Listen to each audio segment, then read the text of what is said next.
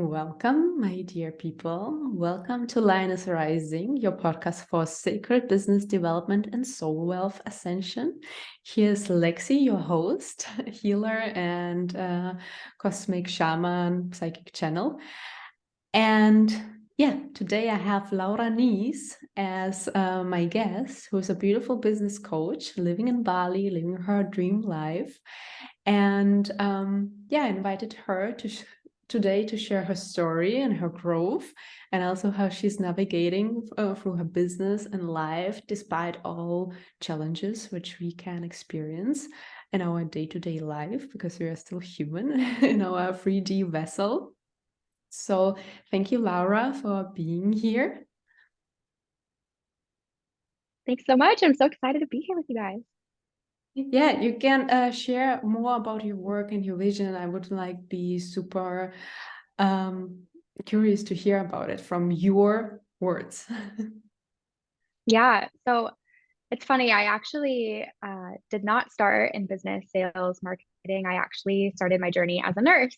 So I was a pediatric oncology and bone marrow transplant nurse for 4 years. And it wasn't until I was 28 years old when I finally got out of the American bubble. I went to Thailand. And it was in Thailand where I screamed and I was like, I cannot be a nurse. I can't be working for anyone anymore. I need to be on my own boss. So I actually started off in the online space as a travel blogger. So I was working on the nurse unit night shift, and I would be like buying courses to learn about like SEO, keyword research, like Pinterest. I was growing my Instagram, and this was in like 2018 when you could really grow on Instagram fast. So I grew to like 30,000 Instagram followers pretty quickly. And then people were asking me how I was growing so quickly. They were asking me how I was doing it. And so I started this little side hustle while on the nurse unit where I was teaching influencers how to work with brands, get free collaborations and like hotel stays and all that jazz. I created, and then eventually I actually got fired. I manifested getting fired. Surprisingly enough, I already had one foot out the door. It's a very long story. But yeah, I moved to Bali in the beginning of 2019 after getting fired from my nursing job. And from there, I just kind of started teaching myself business, sales, marketing. It all came very naturally to me. But of course, there were many, many ups and downs. I've been a business coach. This is my 5th year business coaching now. And with every year comes a new lesson, a new layer. And I feel that the layer and like the lesson that I am moving through right now is a lesson of detachment. And I recently learned that I have an anxious attachment style. I was in a relationship for the past 1.5 years and recently came out of a breakup. And it wasn't, my business was actually doing quite well until actually this relationship started, when everything started going downhill. And yeah, coming out the other end, I'm realizing how much power I was giving someone else and how I was making my happiness dependent on somebody else. And in a way, I almost lost my path. And now it's like a journey for me of trusting myself again, coming back to my own energy, coming back home to me, and like not deriving my happiness or like worth or anything on something external. And this relates to money, it can relate to a partner, it can relate to a friend, it can relate to anything. But at the end of the day, the universe is not going to support you when you are not in your body and you are not in yourself. Which is for the past 1.5 years, I think I was not in my body. I think I was everywhere else but that. So yeah.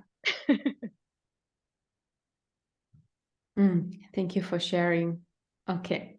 And just tuning in what wants to come through for us, like as a really to share, to help our audience. And just for me, when you were speaking, I recognized so many, like, you're not the only one to who it happens, that we have as a successful business, or we have a beautiful career, or we are successful on any other different topic, artists, and as soon as we sometimes get into a relationship, everything might become about them and not about us.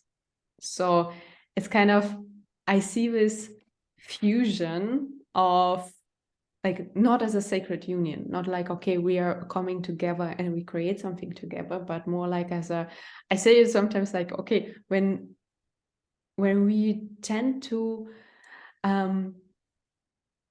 be so extremely attached and also on fear base, because whatever programs are running, we become like this kind of energetic little monster.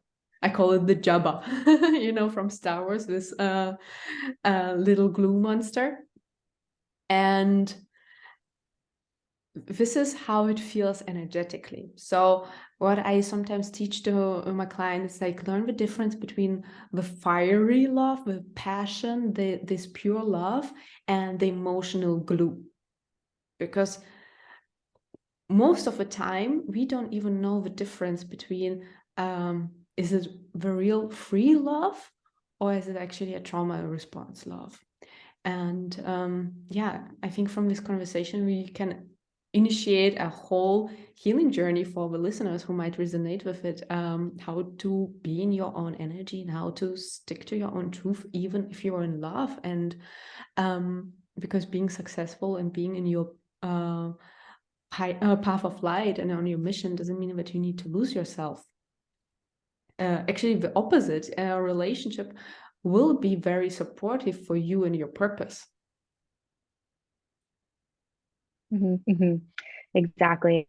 During a relationship, I think someone with an anxious attachment style as myself, and I am doing a lot of work to heal that, but we tend to be so consumed with the other person. We're like, what is the other person thinking? Like we notice the slight differences in like how they're reacting and how they're speaking, and then we start to overthink and overanalyze and get in our heads, and we're so consumed with this other person. Like, what do they want to do? Where do they want to eat? What do they want to do this weekend? It's like it's not, you're not in your feminine, you're not the queen on your throne anymore. You're putting all of your energy on them, and they feel that. And it's more about like bringing all of your energy back home to you, and like, what do I like to do? Where do I want to work out? What do I want to cook myself? What friends do I want to like cultivate? Because I was living in Australia with him, so I had to like make all new friends. I had to, like kind of create my own life there, and it was a bit hard for me to do. So I was like trying my best to like stick to my own path and like have my own thing, but like living in a new place with like your significant other, like it was a bit hard for me, I'm not gonna lie. And he probably, as you said, like the energy vampire, kind of like felt that energy. So I think it's also like in the art of detachment, I think the first step and something that's really helped me is every day I've been journaling on like my own vision, my own purpose. What are my goals? Like, what do I want to create in this lifetime, in the next 3 years, 5 years, 10 years? When I was dating him, it was like I was so concerned with his path. He was this successful entrepreneur with like 30 employees, going to sell his company for like $50 million. Like, I was like, perfect. Like, let's just go on your path and like, I'll be good. And that like masculine men, they don't vibe with that. Like, they want to see a woman who is like so obsessed with herself and her own energy, and like what has she got going on. So yeah, like lately, every single day I've been going to the cafe. I have like my little journaling exercise where every day I write down like my purpose and my vision. And it's like getting me so excited. I'm like, I want to buy the Bali villa. I want to, start hosting retreats. I want to grow the podcast. I want to like finish out my product suite and my offer suite. Like, I want to, like, once I do the one villa, I want to invest in more villas. It's like focusing more on like me and what I want. So that was definitely something that's really helped me in like the art of detachment, is not being so stuck on what someone else wants for their life, and like getting clear on my life. And like, I also too convinced myself I was happy living in Australia, where like, no, I love living in Bali. Like, Bali is the best place ever to live. I agree. Well, I went also to Costa Rica and Portugal. There, it's very beautiful, but Bali, Still got my heart, so I totally resonate with it. And it's like I have this dream one day I'm gonna have my Bali villa as well. And when you were sharing about, okay, but these masculine men don't feel attracted to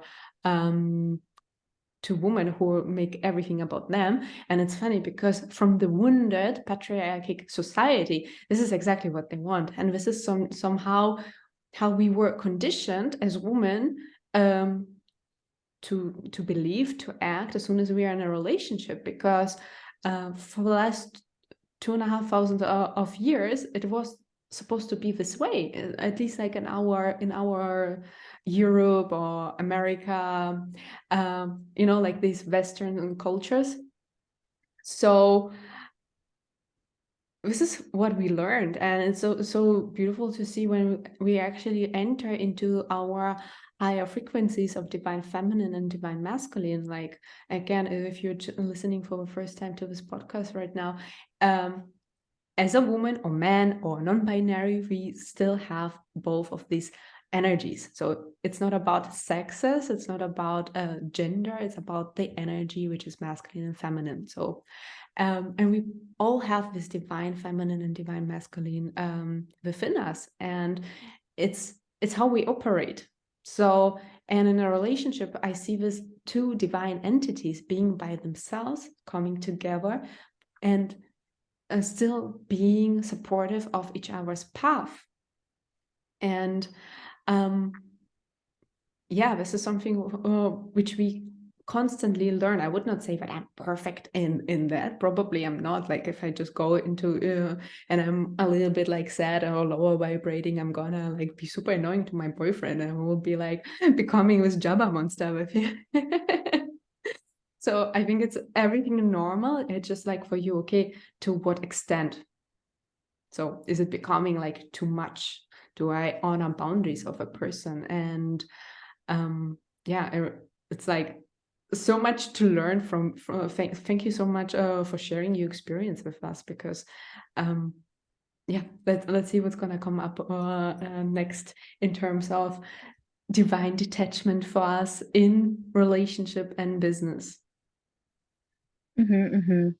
Yeah, I think the other like wounding that had come up for me a lot is like this chasing energy.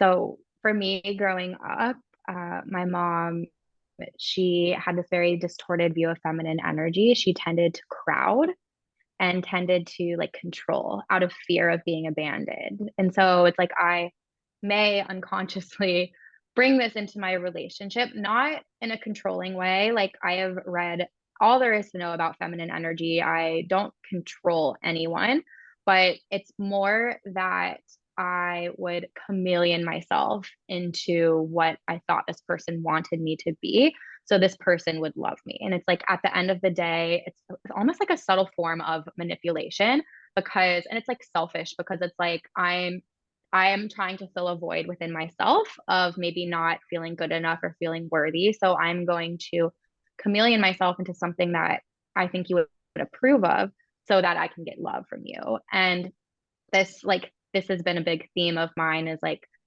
chameleoning myself or like abandoning myself in order to receive love, instead of just like being my most authentic self. So in the relationship, he very much was not into spirituality, like at all, like none of the witchy things, kind of like very logical minded, which is totally fine. Like, I love a guy who has brains.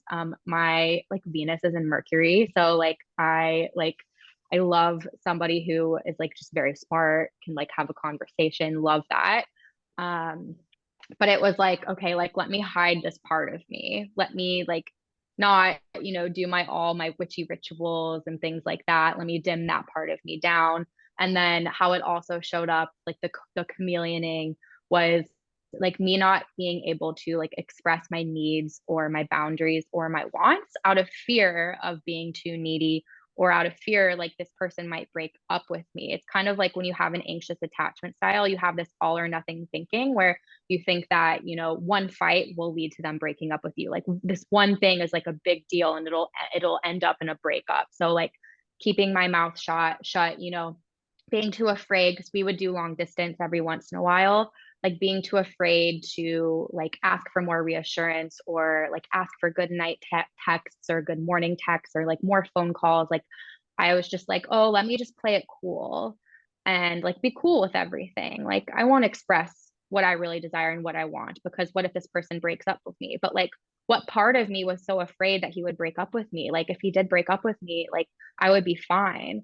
But it was like it was like I was convincing myself that this relationship is what was making me happy, when actually my body was like in anxiety panic mode. Like I couldn't sleep. I was like going to bed at 2 a.m., waking up at 6 a.m. Like towards the end of it, we were doing long distance, and like I knew that the relationship was coming to an end. Like I could just feel it. Like I knew he was going to break up with me, and I was just a mess. Like, and I couldn't even work. And that's the hardest part. And I think like people who maybe have an anxious attachment style and who are listening to this podcast and who are running businesses, it's like when you have an anxious attachment style and you're running a business, sometimes when there's something off in the relationship, you can't focus on the business because your mind is elsewhere. You're overthinking, you're overanalyzing. You're just like not in your business. Like you can't work. Like maybe you can just like bust out 30 minutes, but like you can't. You're just like all over the place. Your energy is dispersed. So yeah, like practicing detachment is also like really important, and learning how you can move to being more secure in your relationships is also going to serve your business, because then you can focus and fuel your energy more on your purpose in your business, and you're not so concerned with like what's going on out there and like what's this person thinking, and oh my gosh, he did that thing, like ooh, and like over analyzing. It's like, no, you don't care about any of that. You're detached and you're focused on your own energy and on yourself.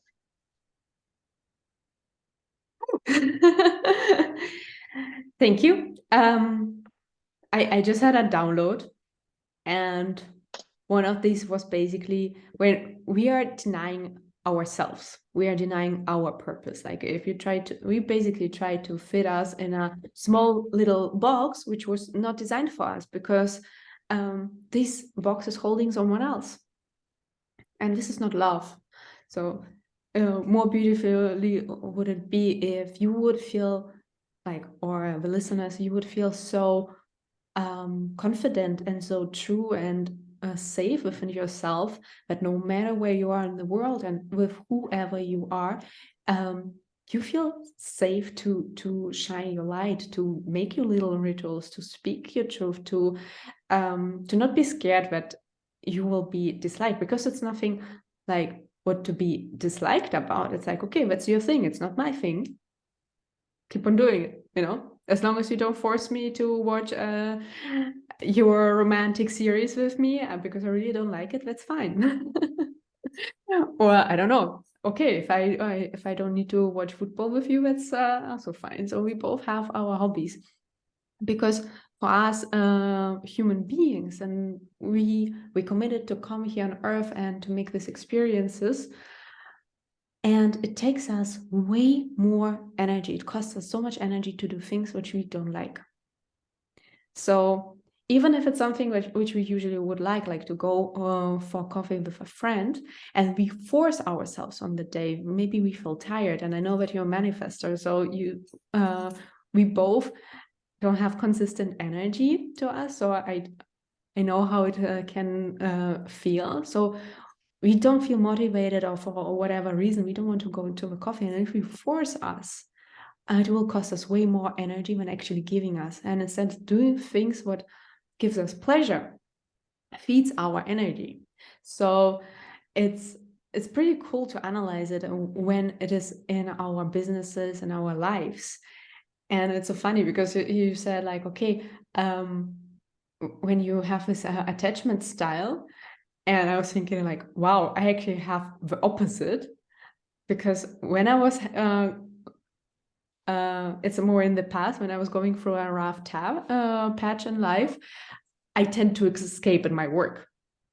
That's like my escape mechanism. Okay, I don't care if the world burns down, I'm working. So I tended to put all my schedule full, as long as I don't need to focus on my emotional bullshit. or like on the trauma what was haunting me. I was like, okay, I'm just working. And obviously it didn't went well for a lot of times. It got backfired me. So yeah. Would you like to share us this? I know that it's not from your perspective, like from your experience, but when I work with my clients and they tend to have attachment styles in their relationships, this is like probably they have exact same things in their businesses. They are attaching to clients, they are attaching to their offers, to the expectation. I call it that they are constantly at the expectation station. And they tend to make everything about themselves. Like, okay, no one is buying, so it must be something wrong with me. So how can I change myself? How can I become the coach or the healer, which they want, instead of being your true self as a healer or as a coach? So I would be super delighted to hear your impact on that. Yeah. So it's interesting. I never felt that I had a very close attachment to like my clients or like the amount of people signing into a program. I feel like I worked on that very much early on. I think for me, it was more an issue of like getting stuck into comparison of other coaches. For the first maybe like 2 years of my business, I invested so much money into coaches, courses, programs. Like I just wanted to learn all of the things, which that super served me. But at the end of the day, it's like I I was just too focused on like what all the other coaches were doing and not focusing on like what makes me unique and like what's my X factor and like how am I different than other coaches. And it wasn't until quite recently when I started to really discover that. And it was actually through just inquiring like and asking my clients questions like what has been your biggest aha moment in working with me? Like how do you feel after working with me? Like what shifts have you been making? And everyone was saying the same things. They were like, it's not the strategy, it's just that like I feel a lot of lightness in my business. I feel more peace. Like I feel more passion, more excitement. And that's when everything started clicking for me that it's not like the stuff that I'm teaching people. And that's what I always thought it was. Like I need to have the best strategies. I need to teach people how to, have the best launches and like how to sign the most clients and like make the most money and like all of, like the stuff in the middle. That's why I was so obsessed with what everyone else is doing because I thought that's what it was. But it's not. It's about like who you are as a person and like your energy and like what you naturally embody. And I think it's hard for a lot of people to figure out what they naturally embody because it comes so naturally. You're like, doesn't everyone do this? But no, actually, for me as a business coach, like my biggest mission is to help women become radiant and rich. Helping women have a very balanced lifestyle and a balanced business. I live in Bali. I'm a manifester. I work 3 hours per day or less. I very much am into like having a lot of systems and structures and like frameworks in place in your business that allow you to do that. So the women that I tend to work with are like very much in their feminine energy, very intuitive, and they have like no systems or structure in their business. And so that's kind of like the types of clients I tend to call in. But yeah, I'm totally getting sidetracked here, but I love I it. totally forget what I was about to say. I love it. Just keep on doing. Just go with the flow. Just rambling. But yeah, I would say that like instead of focusing so much on like what other coaches are doing and like what are they teaching, it's more like who are you being and like what's your energy like, and then doubling down on that.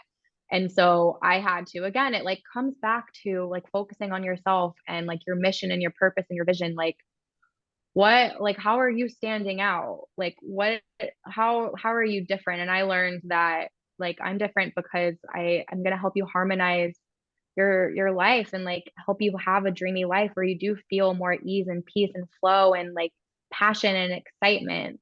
So then I was finally able to kind of like detach what other coaches are doing and then cultivate like my own system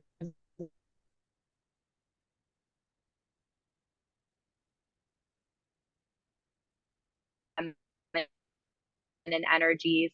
Like, how can I focus on what makes me unique?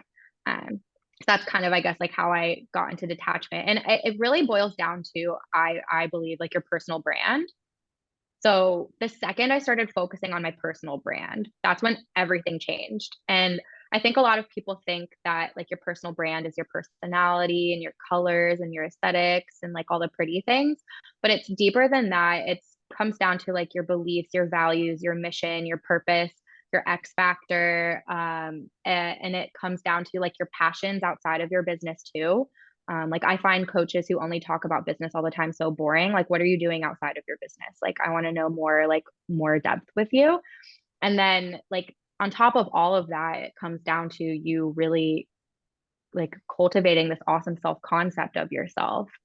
Because you can't really grow a powerful personal brand if your self-concept is like, I'm not worthy, I'm not enough, I'm not good enough, like all of these like limiting beliefs. And I think a lot of us do have like limiting beliefs in our self-concept, and like your self-concept is kind of like your I am statements. Like, what do you believe about yourself and what do you think other people believe about you? So like doing a lot of work on your self-concept is also going to help you like detach. It's really powerful. Okay, comparison. Dare you to compare your magic to anyone else. That's a full mission. This is like to anyone who's listening, and doesn't matter if you a business, you have a career, especially as women, we tend to compare ourselves. It's like a deep motherhood, sisterhood wound which runs within us. And yeah, this is a call, a wake-up call to heal this comparison that someone is better. And it's bullshit. Everyone is amazing. Everyone is good in their own unique. And yeah, find your own magic and dare you to compare with yourselves. And for example, when I was on my tattoo career, especially in the beginning, I recognized that watching the tattoos of ours kind of influenced my own style. So subconsciously, like suddenly I started to, I just catch myself somehow that maybe it was not comparison exactly. Of course, you do compare, like, oh my God, she has this lifestyle, or she was invited to this shop, or she went to Australia, to Bali, whatever. But for me, the most important was my art. So, and I recognized that my art became influenced.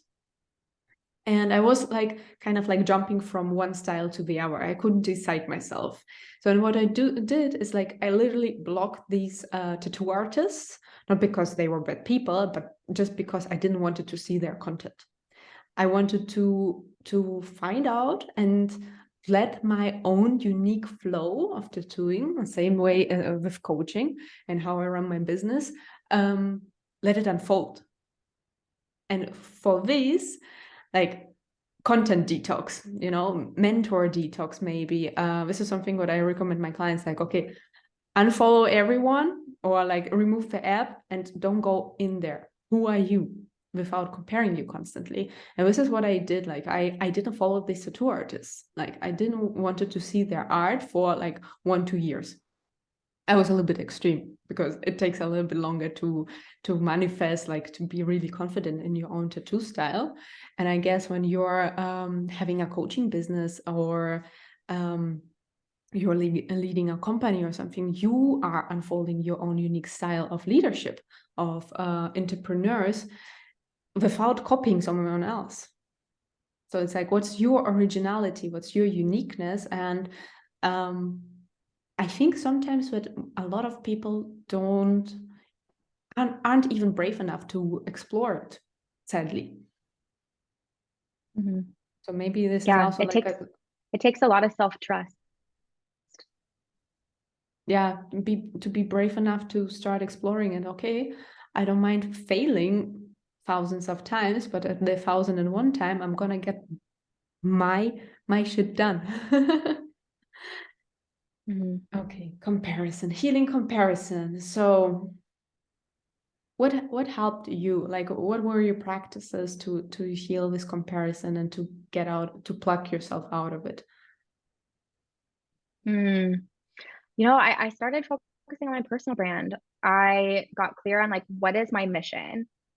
Which I said my mission is to help women become radiant and rich, like have a dreamy lifestyle and a dreamy business. And then from there, I'm not really into like niching down. I'm very multi-passionate. I love talking about a lot of different things. And so it's like from having this big, very broad mission of radiant and rich, I felt like I could create a lot beneath that. Like one day I would want to talk about on like the radiant side, I'd want to talk about, like feminine energy and magnetism and like how to glow and like hot girl walks and all of that.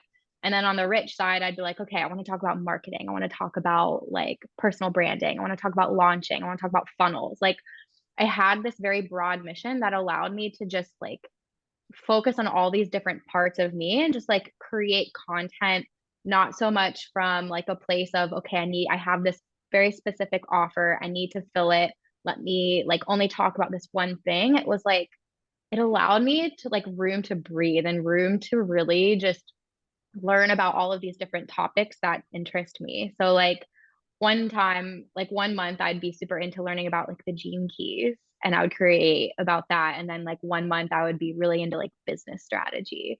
And then one month I would really be into something else. So that kind of helped me get out of comparison because I was just so focused on like what was interesting me at the moment and creating based on that. And I also did the same thing as you. I unfollowed everyone. Like I went on a big unfollow spree. And then I've been working with one mentor for like 8 months, and I only follow her as a business coach, and I don't follow anyone else.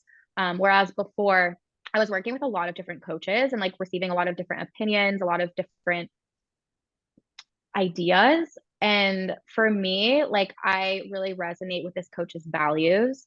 And before, maybe I was hiring coaches based on ego and based on like how much money they were making. But then when I would get into the program, like nothing aligned with like how I wanted to run my business.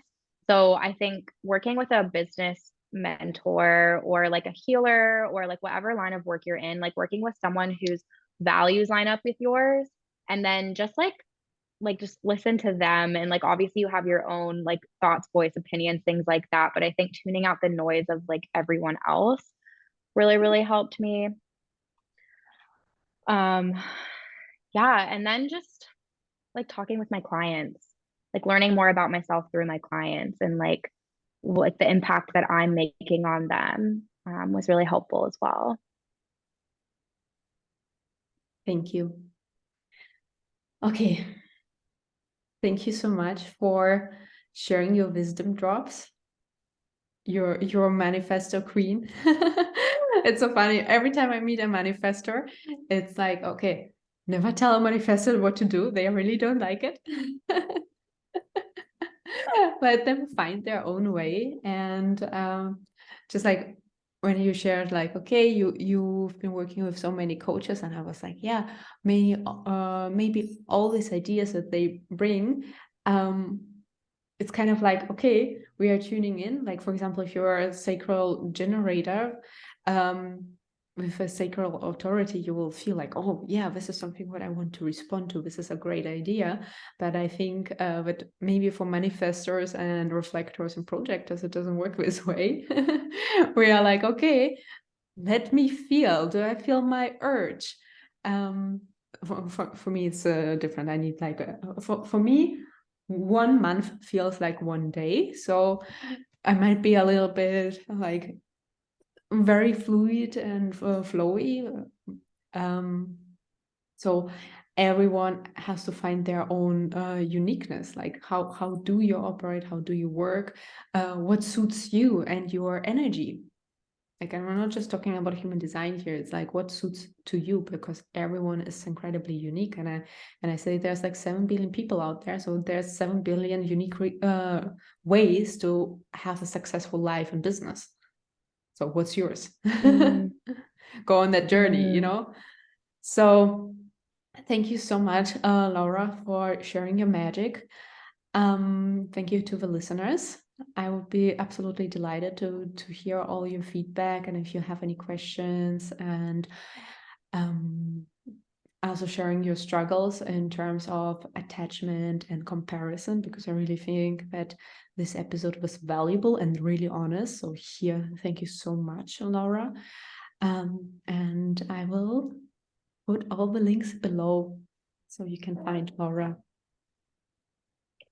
Yay. Thank you so much for having me. And yeah, for anyone who wants to reach out, I am the femme_CEO on IG.